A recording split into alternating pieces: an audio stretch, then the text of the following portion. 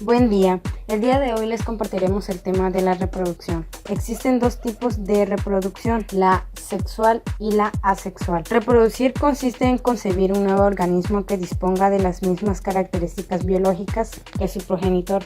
La reproducción asexual fue la primera en aparecer en los seres vivos. Suelen experimentar algún proceso de intercambio y modificación de genes. Es una manera rápida y sencilla de reproducirse y solo requiere un progenitor. La reproducción sexual consiste a la concepción de un descendiente a partir de la combinación genética de dos seres que forman parte de una misma especie. Este es el mecanismo natural que emplean los animales, incluyendo al ser humano. Para reproducirse, requiere una relación sexual o apareamiento para posibilitar la fecundación. Reproducción sexual. La polinización es el proceso de transferencia del polen desde los estambres hasta el estigma o parte receptiva de las flores en las agiospermas, donde germina y fecunda los óvulos de la flor, haciendo posible la reproducción de semillas y frutos. Es decir, es necesario que ocurra la polinización, que pase polen de los estambres de una flor al estigma de otra flor de la misma especie y la fecunde. La reproducción sexual se produce cuando una flor es polinizada, es decir, que los granos de polen o células masculinas que se encuentran en los estambres fecundan los óvulos o células femeninas que están dentro del ovario. A partir de ese momento se forman las semillas y se empieza a formar un embrión en cada una de ellas. El ovario madura, se ensancha y se transforma en un fruto. Haciendo ahora referencia a las plantas que se reproducen sexualmente, hemos de señalar las siguientes. Alcatraces, comúnmente conocidas como calas. Es una de las plantas que se reproducen sexualmente. Este tipo de plantas tiene su origen en el Cabo Sudafricano, la cual puede llegar a medir 1.50 metros de altura. Margaritas, también conocidas como chirillitas, se trata de una planta muy común, la cual puede llegar a medir entre 15 centímetros y 1 metro. Se caracteriza por las flores que presentan estas plantas, ya que cuentan con un centro color amarillo. Dalias son plantas que se reproducen sexualmente y que tienen su origen en México. Las violetas, se trata de plantas que miden entre 10 y 15 centímetros, cuyo principal rasgo característico es que son muy aromáticas y perfumadas.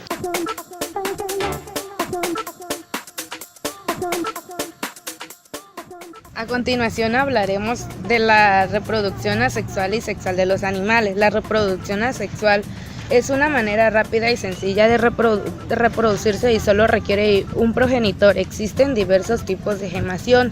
El nuevo individuo se forma a partir de una yema, un grupo de células que crece sobre el progenitor. Esponjas. La yema termina desprendiéndose y dando un nuevo individuo. En ocasiones el nuevo individuo puede quedar unido al parental formando colores. Gemulación. El parental forma estructuras protectoras, gémulas que actúan de forma de resistencia. Cuando las condiciones son adecuadas, las células desarrollan un individuo. La reproducción sexual de los animales. Los animales tienen un ciclo diplante, ya que los adultos son diploides y las únicas células haploides. La gametogénesis es la formación de gametos mediante en órganos llamados gonodas. Espermatozoides, formación de gametos masculinos o espermatozoides. La fecundación es el mecanismo que permite la unión de los gametos para formar un cigoto o célula. Hay dos tipos de fecundación extra: fecundación interna y el desarrollo embrionario. Consiste en la formación del embrión a partir del cigoto y sus transformaciones hasta el nacimiento.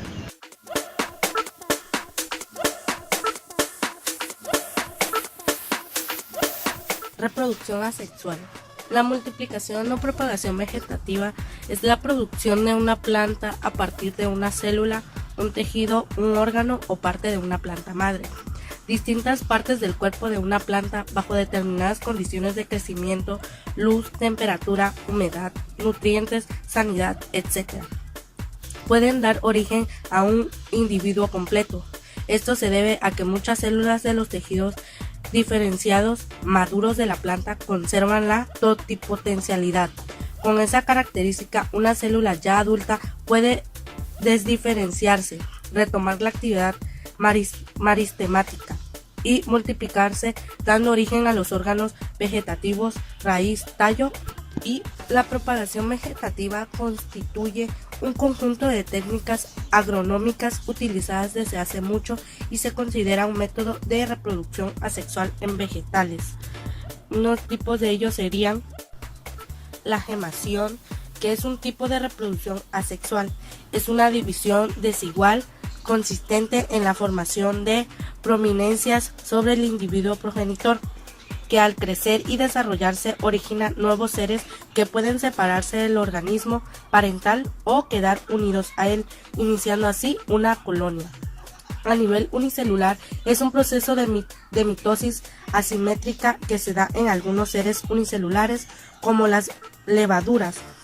A nivel pluricelular de 2 o más células, este tipo de reproducción es frecuente en los cnidarios, briosos y esporíferos.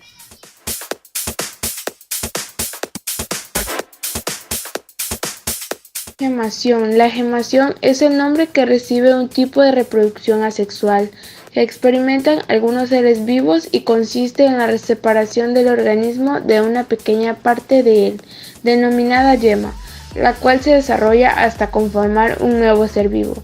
La gemación puede existir en 2 niveles, unicelular y pluricelular. Algunos ejemplos de animales que se reproducen a través de la gemación son los gusanos planos, las medusas, corales, reproducción asexual en las células y fragmentación. Partenogénesis. La partenogénesis en sí es un mecanismo reproductivo que comparten ciertas especies animales y vegetales. La partenogénesis se lleva a cabo cuando las células sexuales femeninas se dividen repetitivamente sin que se hayan vinculado con anterioridad a un gamento tipo masculino. Un buen ejemplo de la partogénesis natural es la que se reproduce en los animales, principalmente en los himenópteros como las hormigas y las abejas.